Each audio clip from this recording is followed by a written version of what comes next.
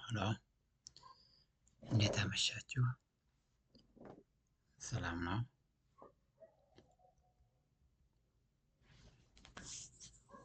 ዛሬም በዩቲዩብ ቪዲዮ ለመስራት ቀርቤያለሁ በፊታችሁ። ዛሬ አጭር የሆነች ትንሽ ትምህርት እንማራለን። የትምህርቱ ርዕስ ዌልዚ ቲንኪንግ ይላል።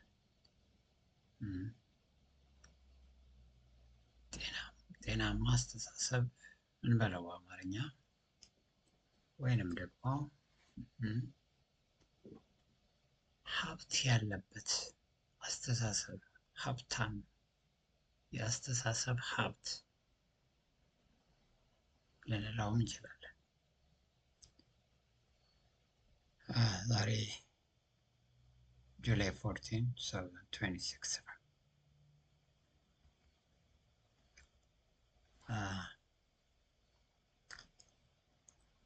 በዚህ ክፍል ውስጥ 7 የሀብት ምንጮችን እንመለከታለን። ሀብት ማለት ምን ማለት እንደሆነም እንመለከታለን። ቅድሚያ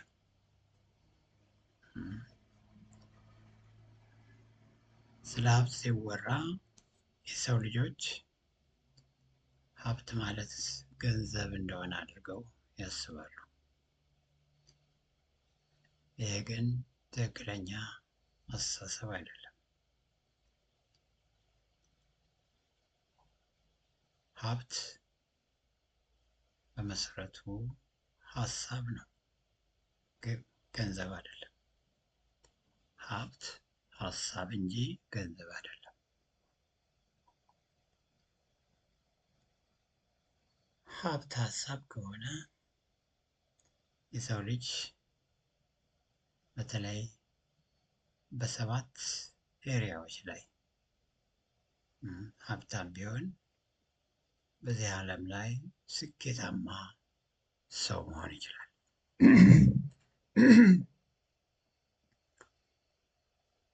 በመጀመሪያ ደረጃ የሰው ልጅ ሀብታም መሆን ያለበት በመንፈሳዊ ህይወቱ ነው። ስፒሪቹዋል ዌልዝ የምንለው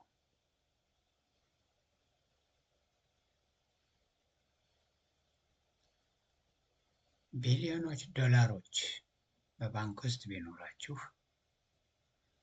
ነገር ግን መንፈሳዊ ሀብት ከሌላችሁ ድሆች ናችሁ።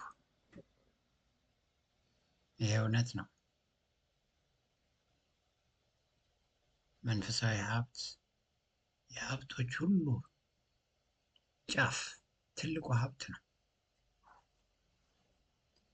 የሰው ልጅ በሁሉ ነገር ጤናማ እንዲሆን ከተፈለገ መንፈሳዊ ሀብት በቅድሚያ ሊኖረው ይገባል።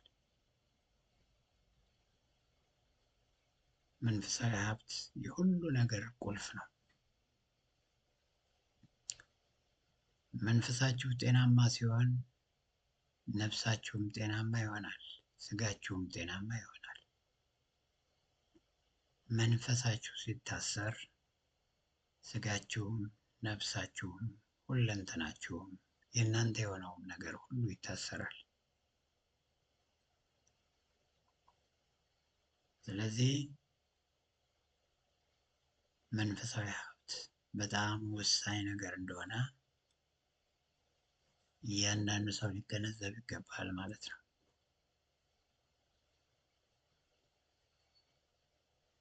ያው እንደምታውቁት የምንኖረው መሬት ላይ ነው። ጠቅላላው ዩኒቨርስ በሁለት ከፍለን ልናየው እንችላለን።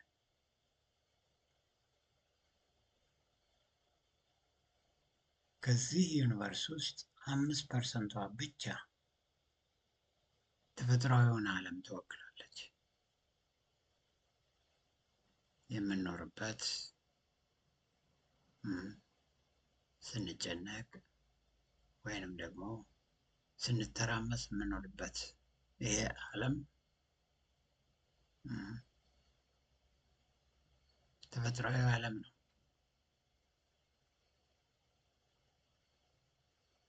ነገር ግን 95% የዩኒቨርስ አካል መንፈሳዊ ዓለም ነው። መንፈሳዊ ዓለም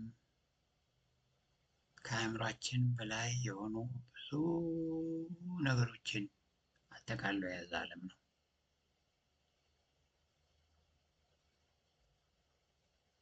እና የሰው ልጅ ተፈጥሯዊውን ዓለም ብቻ ሳይሆን መንፈሳዊውን ዓለምም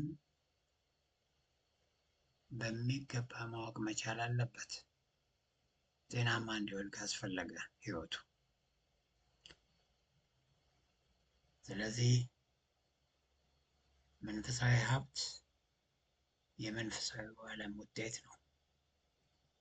መንፈሳዊ ሀብት የሚቀዳው ከሰማይ ነው።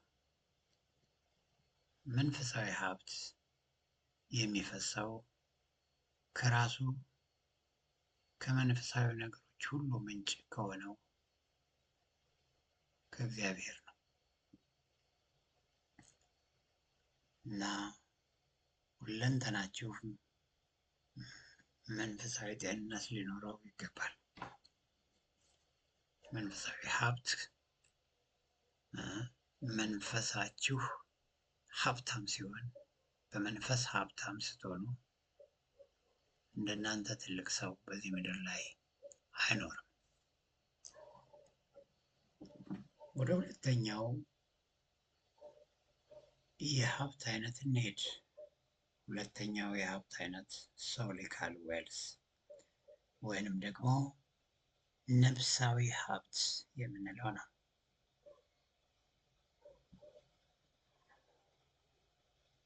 ይህ በተለይ ኢንቴሌክቹዋል እና ኢሞሽናል ዴቨሎፕመንትን ያመለክታል።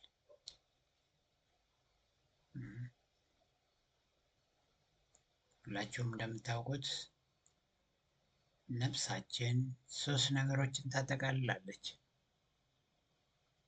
አንደኛው ሀሳብ ነው። ሀሳብ ስንል በእንግሊዘኛው ማይንድ ለማለት ነው።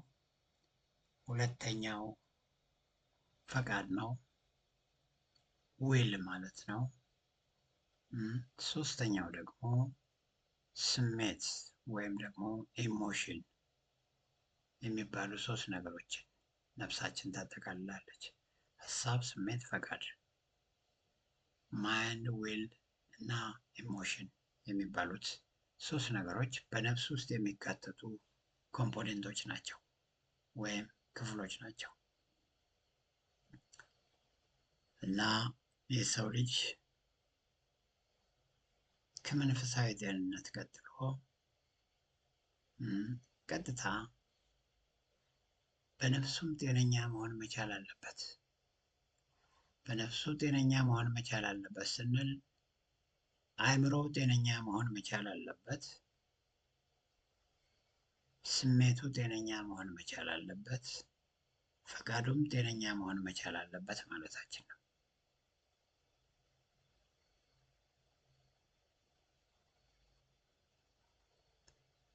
ፈጣሪ እንደምታውቁት ስንወለድ ወይም ስንፈጠር እንደ ነጭ ወረቀት የሆነ ንጹህ አእምሮን ሰጥቶ ነው የፈጠረን። ምንም ነገር ያልተጻፈበት ንጹህ አእምሮን ሰጥቶ ነው የፈጠረን።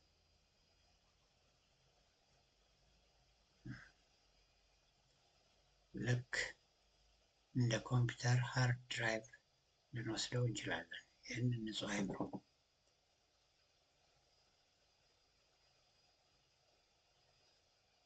በዚህ ነጭና ንጹህ አእምሮ፣ በጸዳ አእምሮ ወይም ደግሞ ብሬን ማለት ነው፣ ጭንቅላት ለማለት ፈልጌ ነው። በዚህ ንጹህ በሆነው ጭንቅላታችን ውስጥ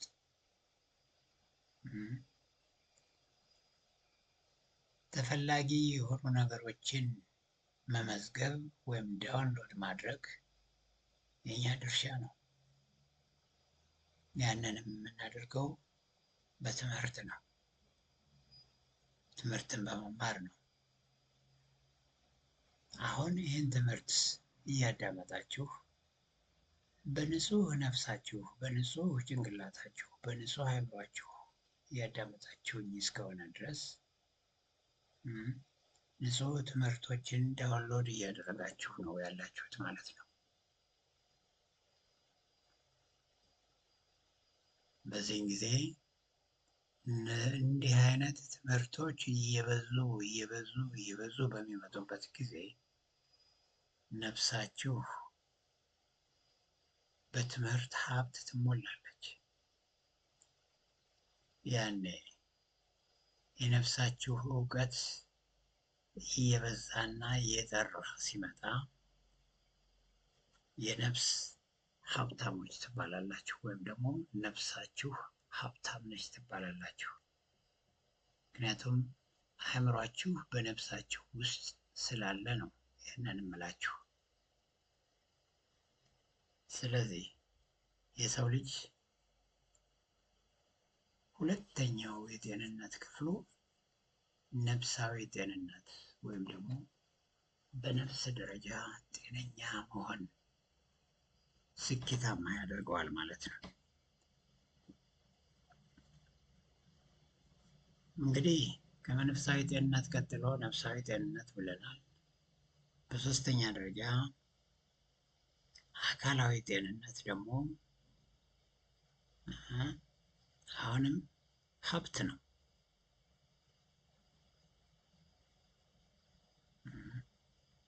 አካላዊ ሀብት ወይም ደግሞ አካላዊ ጤንነት ትልቅ ሀብት ነው። የቱንም ያህል እውቀት ወቁ፣ ምንም አይነት ወይም ደግሞ የቱንም ያህል ስጦታ ይኖራችሁ፣ ታሌንት ይኖራችሁ፣ ሰውነታችሁ ጤነኛ ካልሆነ አሁንም ድሆች ናችሁ። አያችሁ፣ እውቀት ብቻውን ጤነኛ ያደርጋችሁ ወይም ደግሞ እውቀት ብቻውን ሀብታም ያደርጋችሁ። ስጦታችሁ ብቻውን ሀብታም ያደርጋችሁ።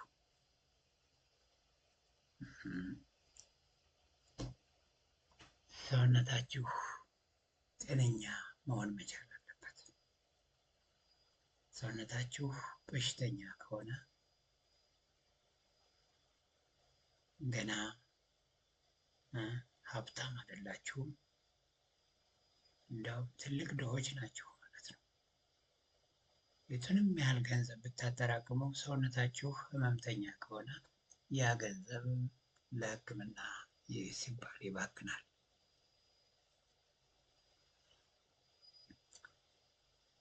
እንግዲህ ፊዚካል ዌልዝ ወይም ደግሞ አካላዊ ሀብት ወይም ደግሞ አካላዊ ጤንነት ትልቅ ሀብት ነው።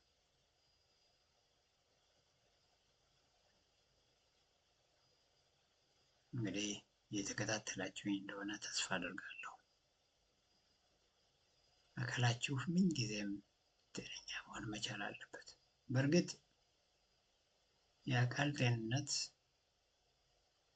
ከዚህ ቀደም እንዳልኳችሁ ከመንፈስ ጤንነት ይመነጫል። የአካል ጤንነት ከነፍስ ጤንነትም ይመነጫል። መንፈሳችሁና ነፍሳችሁ ጤነኛ ሲሆኑ ነው አካላችሁም ጤነኛ ሊሆን የሚችለው። የተያያዙ ነገሮች ናቸው። ለማንኛውም ሀብታሞች የምትባሉት አካላችሁም ጤነኛ ሲሆን ብቻ ነው። አሁን እየተናገርኩ ያለሁት ስለ ሀብት ቢሆንም ነገር ግን ስለ ሀሳብ ነው እየተናገርኩ ያለሁት እንጂ ስለ ገንዘብ አይደለም እየተናገርኩ ያለሁት።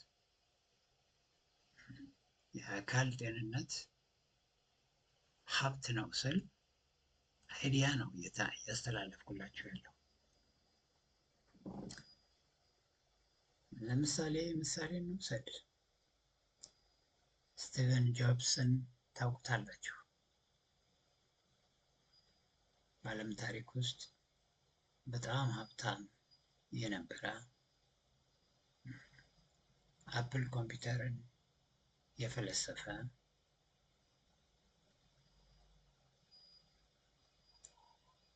ቢሊዮኖች ዶላሮች በአካውንቱ ውስጥ የነበሩት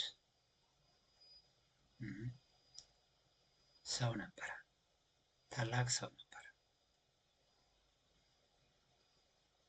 ዛሬ በእጃችን የገባው ኮምፒውተር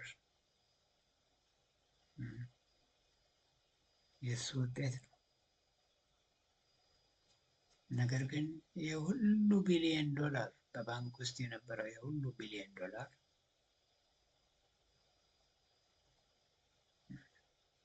በጣፊያውና በጉበቱ ላይ ከተከሰተው ወይም ደግሞ ከመጣው ካንሰር አላዳነው።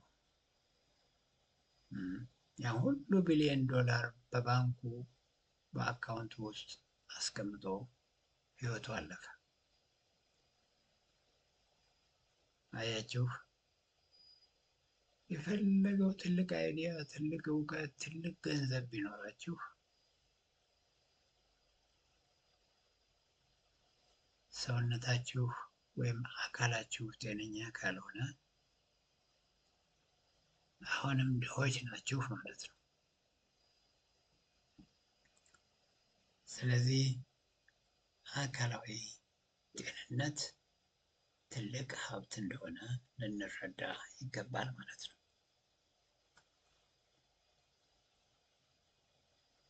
ወደ አራተኛው የሀብት አይነት እንምጣ። ሶሻል ዌልዝ ወይም ደግሞ ማህበራዊ ሀብት ወይንም ደግሞ ከምትኖሩበት ማህበረሰብ ጋር ያላችሁ ጤነኛ ግንኙነት ልትሉ ትችላላችሁ።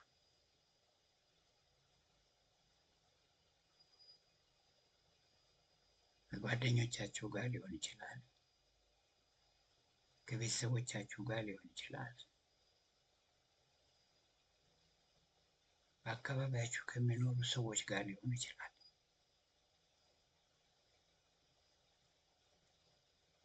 ጤነኛ የሆነ ግንኙነት ሊኖራችሁ ይገባል። ታላቁ መጽሐፍ እንደሚናገረው ቢቻላችሁስ ከሰው ሁሉ ጋር በሰላም ኖሩ ይላል። ቢቻላችሁስ የሚለው ይሰመርበታል። ምክንያቱም የማይቻሉ ነገሮች እንዳሉ እግዚአብሔር ስለሚያውቅ ነው። ግን በተቻለ መጠን ከሰው ሁሉ ጋር በሰላም ለመኖር መታገል ያስፈልጋል። ስለዚህ ባሏችሁ እውነተኛ ጓደኞች መጠን ሀብታሞች ትሆናላችሁ።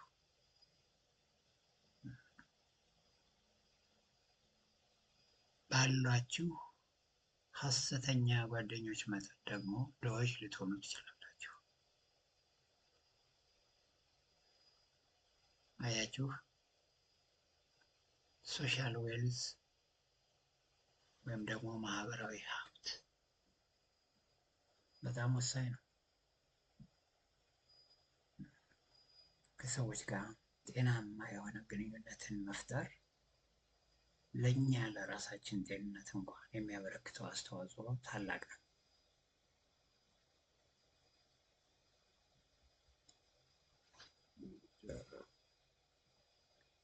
ወደ አምስተኛ ደረጃ ስንመጣ አምስተኛው ሀብት የተጽዕኖ ሀብት ልንለው እንችላለን። ኢንፍሉዌንስ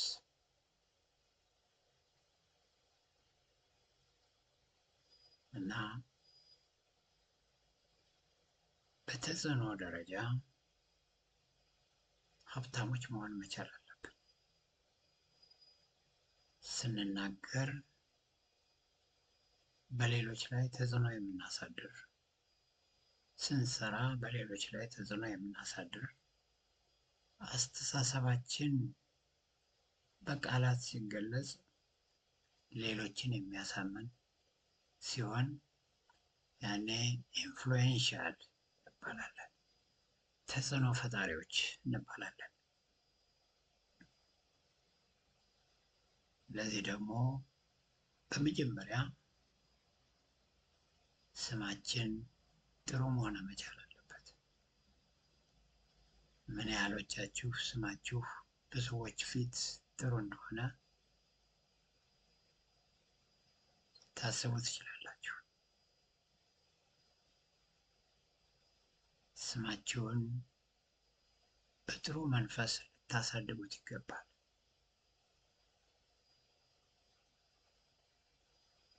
ስማችሁን ልትጠብቁት ይገባል ከማንኛውም እንከን።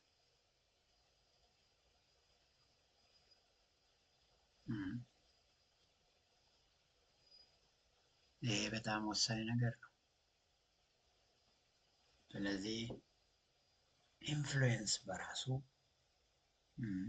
ትልቅ ሀብት እንደሆነ ማወቅ አለባችሁ። እገሌ ነው የተናገረው እና ይህንን ነገር አምነዋለሁ መባል መቻል አለባችሁ። እውነተኞች ስትሆኑ፣ በሰው ሁሉ ፊት በተቻለ መጠን እውነተኞች ስትሆኑ ሰዎች ትረስት ያደርጓችኋል፣ ያምኗችኋል፣ ይተማመኑባችኋል። ስለ እናንተ መጥፎ ነገር እንኳን ቢነገር ለመስማት ፈቃደኞች አይሆኑም። ለምን? ኦልሬዲ የእናንተን ባህሪ ያውቁታል፣ የእናንተን ካራክተር ያውቁታል። እሱ እንደዚህ አያደርግም ወይም እርሷ እንደዚህ አታደርግም ትባላላችሁ። እና ኢንፍሉዌንስ ከሀብቶች መካከል አንዱ እንደሆነ እንድናውቅ ይገባል። ስድስተኛው ኮሚኒቲ ዌልስ የምንለው ነው። ከማህበረሰቡ ጋር የምንፈጥረው ጤናማ ግንኙነት ነው።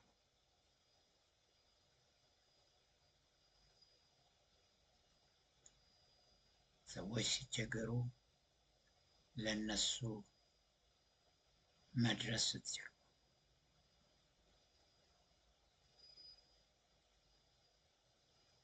ያኔ በሰዎች ዘንድ በማህበረሰቡ ዘንድ ያላችሁ አመለካከት ጤናማ ይሆናል። ሰዎቹም ስለ እናንተ ያላቸው አመለካከት ጤናማ ይሆናል። ሰዎችን ችግር ስትፈቱ በዚህ ምድር ላይ ሀብታሞች ትባላላችሁ። ድሆችን ስትረዱ ሀብታሞች ትባላላችሁ። የወደቁትን ስታነሱ ሀብታሞች ትባላላችሁ። አደንዛዥ ዕፅ ማጥ ውስጥ የገቡትን ከገቡበት ቦታ ስታወጡ፣ ይሄ በእርግጥ የሀብታም ሰው ምልክት ነው። የጉልበት ጉዳይ አይደለም። የጥበብ የማስተዋል ጉዳይ ነው። የተተዉትን ሰዎች እኔም አለሁልህ እግዚአብሔርም ከጎንህ ነው ስትሏቸው ያኔ በማህበረሰቡ ዘንድ ሀብትን እያከማቻችሁ እንደሆነ ልታውቁ ይገባል።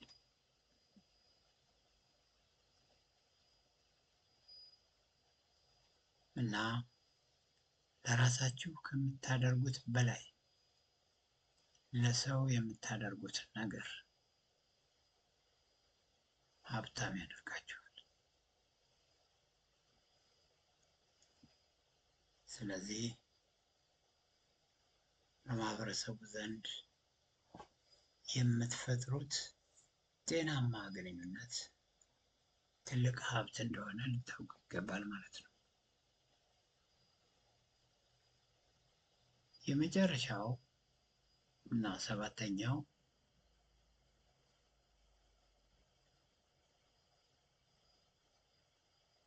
ለትውልድ የምታበረክቱት አስተዋጽኦ ነው።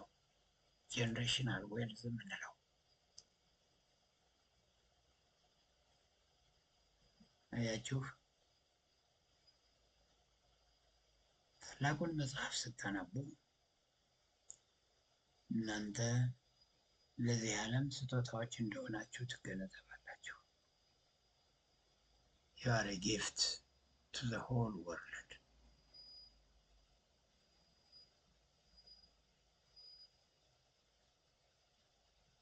ሀብታሞች ናችሁ በዚህን ጊዜ።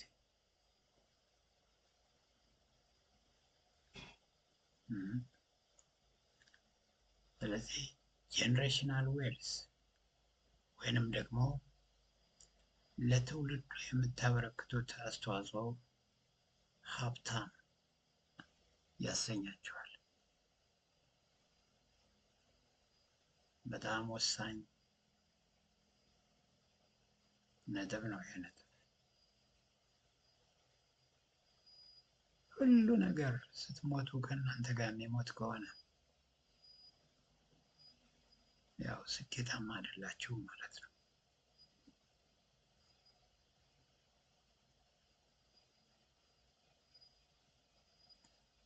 ስኬታማ የምትባሉት ወይም ሀብታም የምትባሉት ከእናንተና ከልጆቻችሁ አልፋችሁ ለልጅ ልጆቻችሁም የሚሆን ሀብት ጥላችሁ ስታልፉ ነው።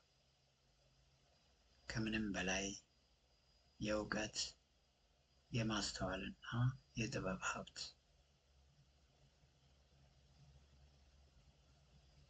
አይዲያ፣ ስለ አይዲያ ነው እና እያወራን ያለ ነው። ስለዚህ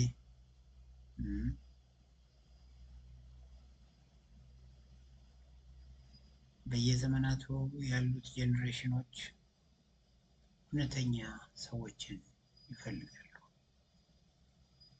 ታላቁ መጽሐፍ እንደሚናገረው ፍጥረት ሁሉ የእግዚአብሔርን ልጆች መገለጥ በናፍቆት ይጠባበቃል።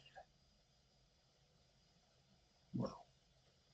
እንዲህ አይነቱ አባባል የእግዚአብሔርን ልጆች መገለጥ፣ ፍጥረት ሁሉ ሰው ብቻ አይደለም፣ ትውልዱ ብቻ አይደለም፣ ፍጥረት በሙሉ እንስሳውም ጭምር፣ እጽዋቱም ጭምር፣ ደኑም፣ ጫካውም፣ ወንዙም፣ ውሃውም፣ ሸንተረሩም፣ ሸለቆውም፣ ተራራውም ሁሉ የእግዚአብሔርን ልጆች በክብር መገለጥ በናፍቆት ይጠባበቃሉ ይላል። ምክንያቱም እውነተኛ የእግዚአብሔር ልጆች ሲገለጡ መፍትሄ ይዘው እንደሚመጡ ፍጥረት እንኳን ራሱ ይገነዘባል።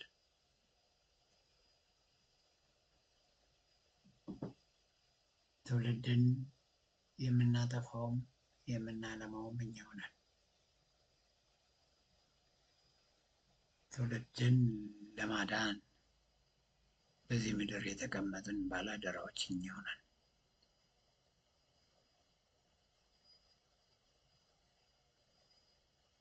በምንኖርበት ትውልድ በሚደርሰው ችግር ተጠያቂዎቹ እኛ ነን።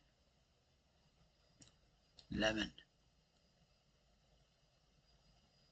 እውነተኛውን እና የምናውቀውን እውቀት፣ እውነተኛውን ጥበብ ስላላስተማርናቸው ነው።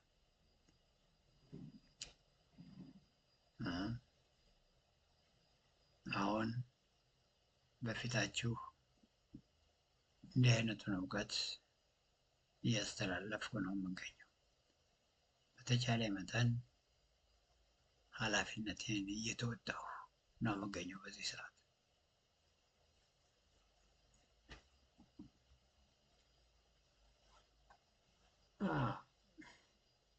ይህን ያህል ካለን እንግዲህ ሰባቱን የሀብት አይነቶች ሁሉንም ደግሞ በገንዘብ ሳይሆን በአይዲያ ወይም በሀሳብ አጠቃልዬ ነው የተናገርኩት። ሀብት ማለት ብያለሁ ከመነሻው ገንዘብ ማለት አይደለም። ሀብት ሀሳብ ነው ብያቸዋለሁ። የጠራ ሀሳብ በጣም ወሳኝ ነው። እውነት ያለበት ሀሳብ በጣም ወሳኝ ነው ለዚች ምድር። ምክንያቱም እውነት ያለበት ሀሳብ ሁልጊዜ ብርሃን በውስጡ አለ። እውነተኛ እውቀት ስታስተላልፉ ብርሃን ይፈነጥቃል። እውቀት ማለት በግሪኮች መዝገበ ቃላት ሄዳችሁ ብትመለከቱት ላይት ማለት ነው። ድንቁርና ማለት ደግሞ እዛው መዝገበ ቃላት ላይ ሄዳችሁ ብትፈልጉት ዳርክነስ ማለት ነው፣ ጨለማ ማለት ነው። አያችሁ፣ እውነተኛ እውቀት ሁልጊዜ ብርሃን በህይወታችን ውስጥ ይፈነጥቃል፣ ብርሃንን ያሳየናል።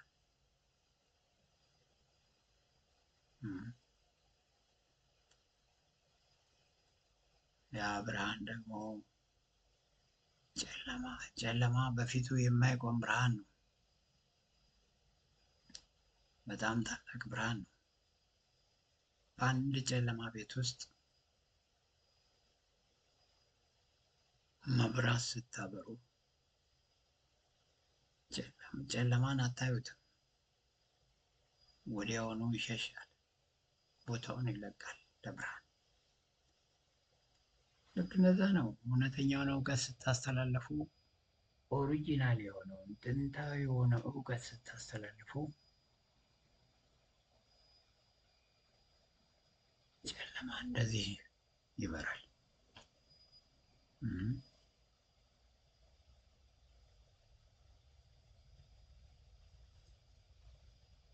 እንደ አጠቃላይ ሶስት አይነት ሰዎችን በዚህ ዓለም ላይ ታገኛላችሁ።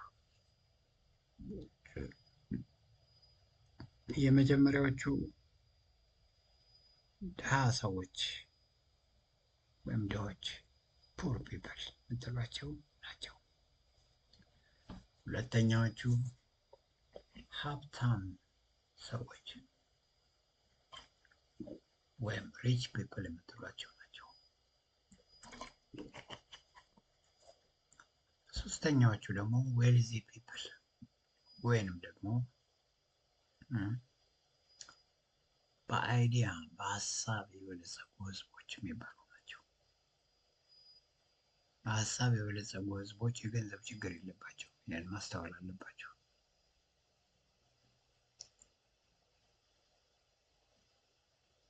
ሶስቱም ፈጽሞ የተለያዩ ናቸው። ፖር ፒፕል፣ ሪች ፒፕል እና ዌልዚ ፒፕል። ፖር ፒፕል always think about money። ድሆች ሁልጊዜ ስለሚጨበጠው ስለ ቁሳዊው ገንዘብ ነው የሚጨነቁት። የሚያስቡትም ስለ ገንዘብ ነው።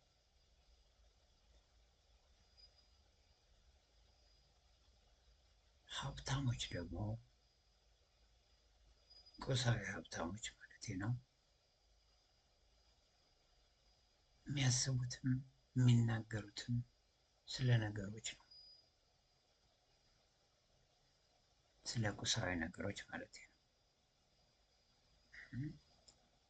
ህይወት ቤቴን ምን አይነት ቤት እንዳለኝ፣ ህይወት መኪናዬን እንዴት አይነት ውድ መኪና እንዳለኝ፣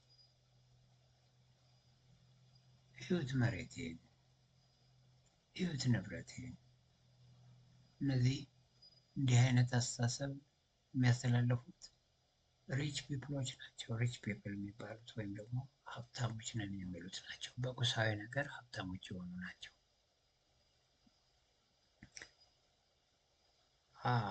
ዌልዚ ፒፕል የሚባሉት ግን they always think and talk about ideas ሁልጊዜ በሀሳብ ላይ ተመስርተው ነው ነገሮችን የሚያስተላልፉት። ሀሳብ ለነሱ ትልቅ ሀብት ነው እና ሀሳብ ያላቸው ሰዎች ደግሞ በገንዘብም ድሆች አይደሉም፣ በማቴሪያላዊ ነገርም ድሆች አይደሉም። ነገር ግን ያን ሁሉ አልፈው ወደ ሀሳብ ምጥቀት ስለደረሱ ዓለምን ሁሉ የሚተረጉማት በሀሳብ ነው፣ በአስተሳሰብ ነው እና በዓለም ላይ እጅግ ኃይለኛው ነገር ሀሳብ ነው። ሁሉ ነገር ከሀሳብ የመነጨ ነው። እያንዳንዱ ነገር ከሀሳብ ነው የሚመነጨው። ለምሳሌ አሁን ወንበር ላይ ተቀምጬ ነው እየተናገርኩ ያለሁት። የተቀመጥኩበት ወንበር ከመሆኑ በፊት በሰሪው አእምሮ ውስጥ ሀሳብ ነበር። አጠገቤም ጠረጴዛ አለ። ይህ ጠረጴዛ ሆኖ ከመሰራቱ በፊት በሰሪው አእምሮ ውስጥ መጀመሪያ ሀሳብ ነበር። ምክንያቱም 4 እግር ያለው ጠረጴዛ መስራት አለብኝ ብሎ ከወሰነና ያንን ወረቀት ላይ ካሰፈረ ዲዛይኑን ካወጣ በኋላ ነው ጠረጴዛውን የሰራው ለማለት ፈልጌ ነው። የለበሳችሁት ልብስ ምንም አይነት ልብስ ሲሆን በሰሪው አእምሮ ውስጥ መጀመሪያ ሀሳብ ነበር። የምትጫሙት ጫማ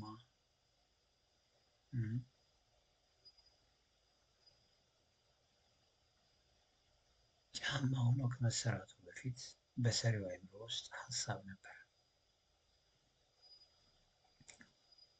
እና አያችሁ፣ የሁሉ ነገር ምንጭ ሀሳብ ነው ስል ዝም ብዬ አይደለም። የሚገርማችሁ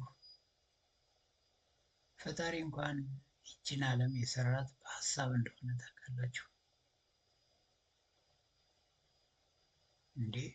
እንዴት ብሎ ትሉኛላችሁ? በቃሉ ነው የሰራት ትሉኛላችሁ? ቃል ማለት ምን ማለት ነው? words are expression of ideas። ሀሳባችሁን በቃላት ስትገልጹት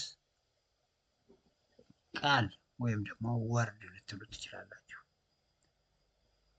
በመጀመሪያ ቃል ከመናገሩ በፊት ፈጣሪ አስቧል።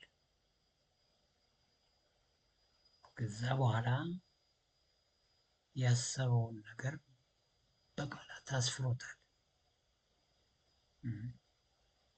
ስለዚህ ብርሃን መሆን እንዳለበት በጨለማው ዓለም ውስጥ አሰበና ብርሃን ይሁን አለ። ከዛ ብርሃንም ሆነ ይላል።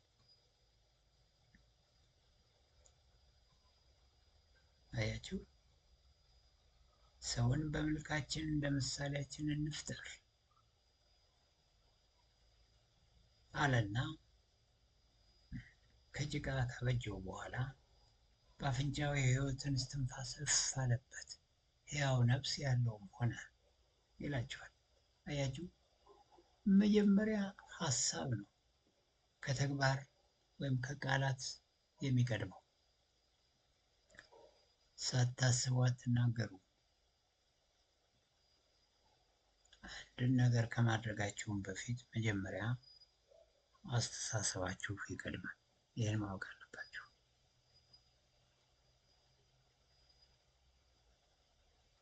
ስለዚህ ሀሳብ ያለው ሰው ሁልጊዜ ሀብታም ነው።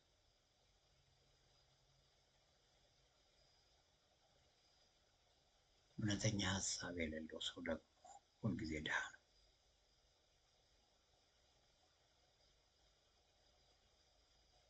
ሀሳብ በበዛላችሁ መጠን ሀብታሞች ናቸው።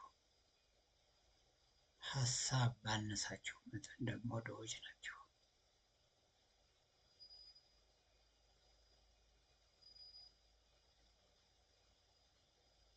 እና የትኛው ደረጃ ላይ እንዳላችሁ እንግዲህ ራሳችሁ መገምገም ትችላላችሁ። ፑር ፒፕል ናችሁ? ሪች ፒፕል ናችሁ? ወይንስ ዌልዚ ፒፕል ናችሁ? ይህንን ለራሳችሁ ተወዋለሁ።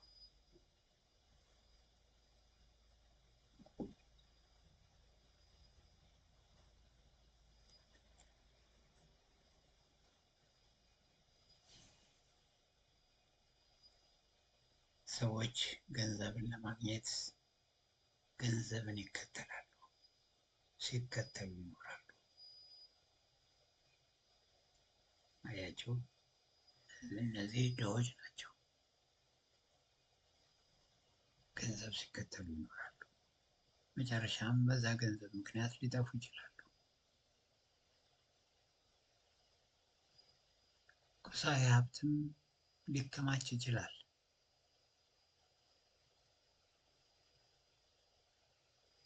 እውነተኛው የሀሳብ ሀብት ግን ይፈጠራል።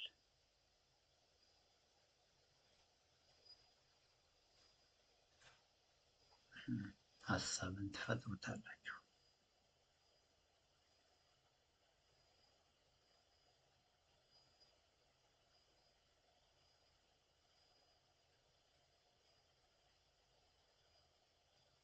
ጠቃሚነታችሁን ለማረጋገጥ ግዴታ ቁሳዊ ሀብት ሊያስፈልጋችሁ ይችላል። ቁሳዊ ሀብት የእናንተ ጠቃሚ መሆን መለኪያ አይደለም። እናንተ በእውነተኛ ሀሳብ የተሞላችሁ ስትሆኑ ግን የምትነኩት፣ የምትጨብጡት፣ የምትናገሩት ነገር ሁሉ ጠቃሚ ይሆናል።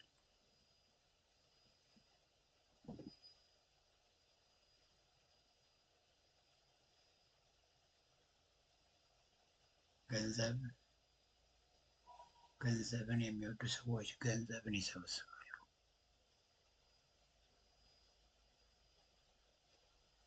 ድሆች ገንዘብን ይሰበስባሉ። በብብታቸው በትራሶቻቸው ስር መሬት ቆፍረው ሊቀብሩት ይችላሉ። ያን ገንዘባቸው። ነገር ግን ገንዘብ ብቻውን አይዲያ ከሌለ ዋጋ የለውም።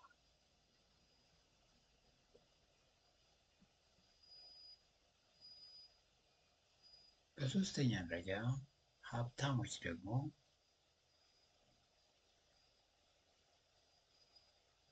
ገንዘብን ያከማቻሉ፣ ቁሳዊ ነገርን ያከማቻሉ።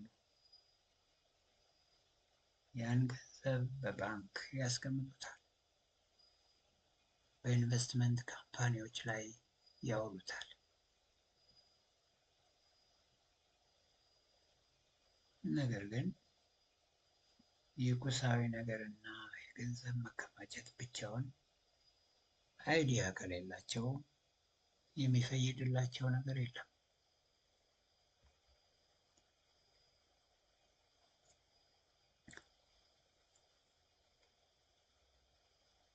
በሀሳብ የበለጸጉ ሰዎች ግን ከድሆችም ከቁሳዊ ሀብታሞችም የተለዩ ናቸው።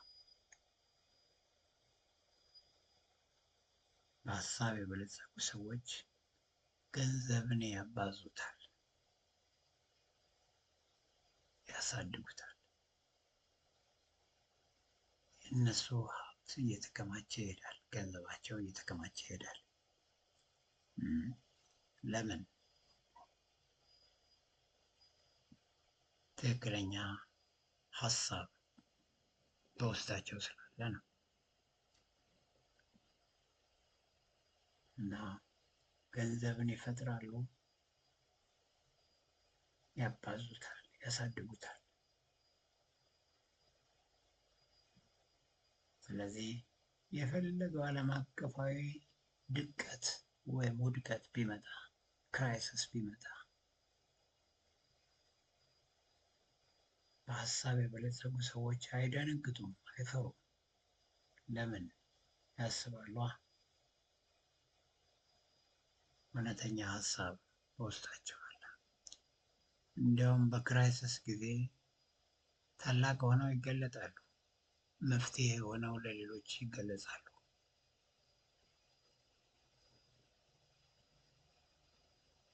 መፍትሄም ሲሆኑ ይታያሉ።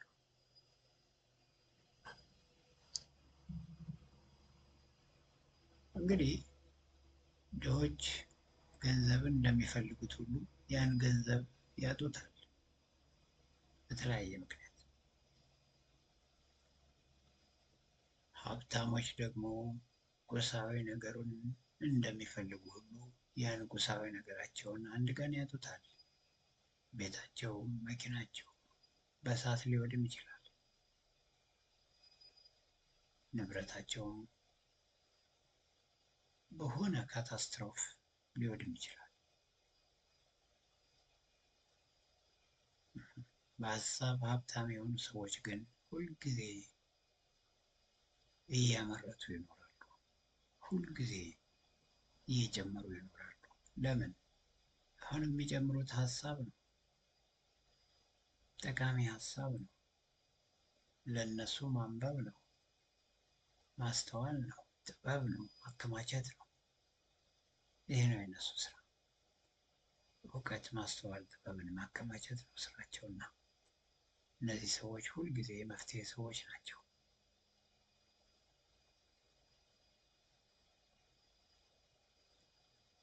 ጓደኛህን አሳየኝ፣ የወደፊት እጣ ፈንታህን እነግርሃለሁ የሚባል አባባል አለ።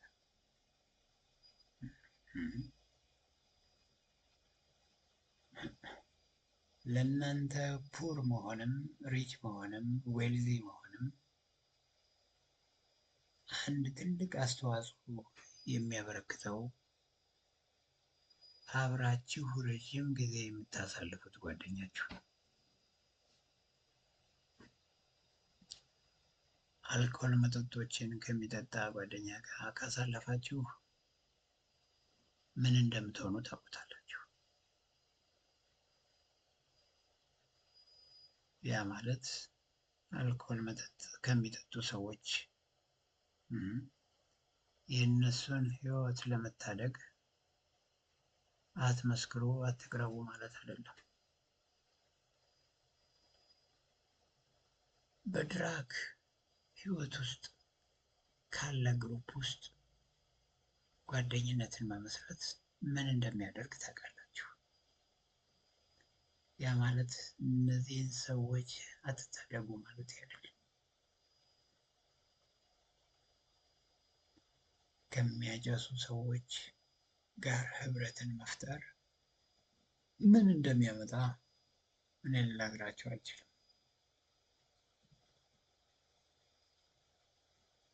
አጫሾች ሳምባቸው ከጥቅም ውጭ ይሆናል። ጠጪዎች ጉበታቸው ከጥቅም ውጭ ይሆናል። ድራግ የሚወስዱ ሰዎች ደግሞ አእምሯቸው ከጥቅም ውጭ ይሆናል።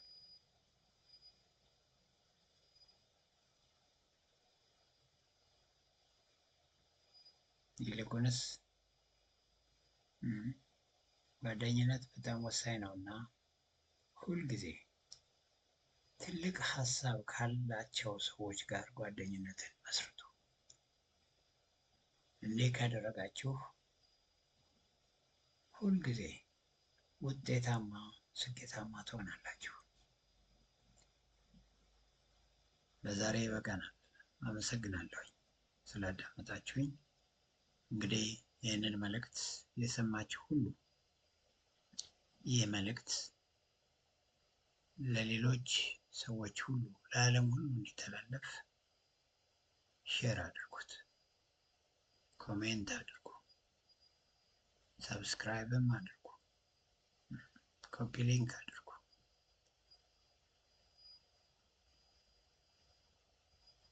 ምክንያቱም እውነተኛ እውቀቶች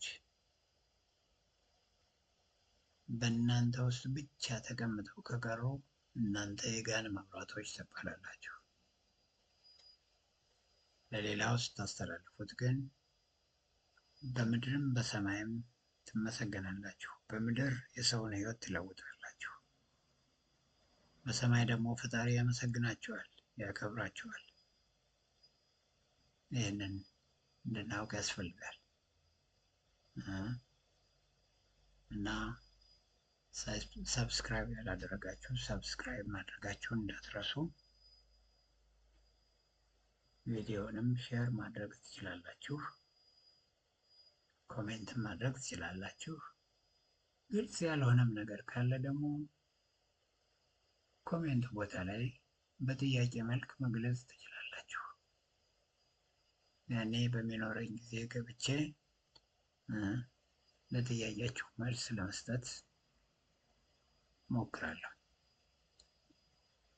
ላዳመጣችሁኝ አመሰግናለሁ። ቻው ቻው።